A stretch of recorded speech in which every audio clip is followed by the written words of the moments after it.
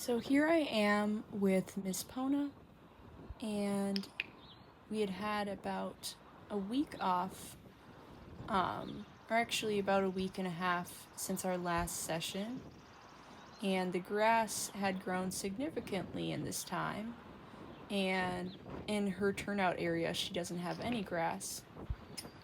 So I did kind of just jump into this session. I kind of wanted to test, like, oh, will she stay engaged with me even with the grass? How can I keep her motivated to do these things? And looking back, I definitely live and learn, but I think she needed a few minutes when she first came in here. She needed the few minutes just to graze and settle in and get her grass fix. So that would be a way that I could set both of us up for success in the future, would be giving her time to graze before we do a session.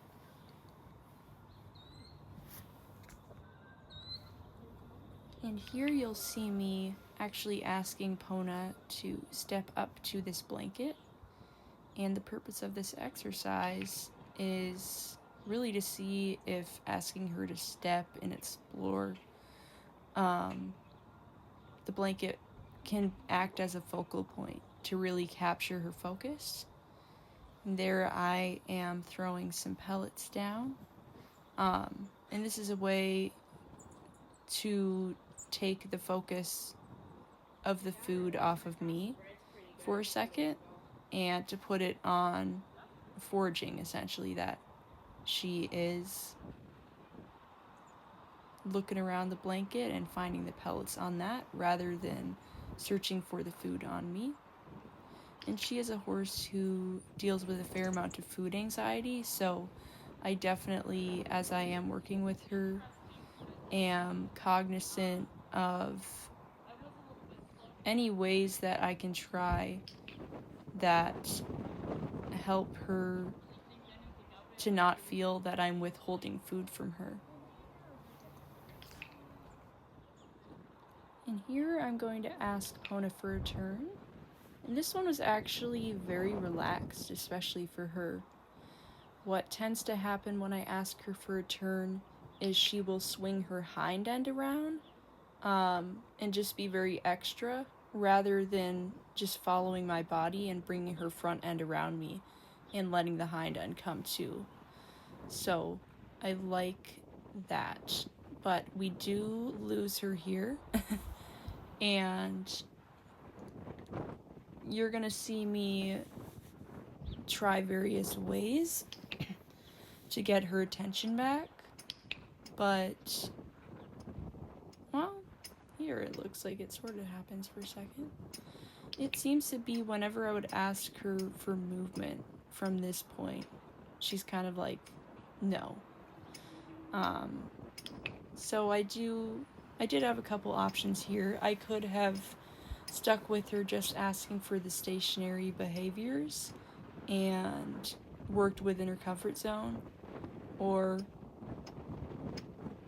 what I did is I kind of tried to ask for movement and tried to keep going with my goal. And we'll see that it just wasn't what she was choosing at this point.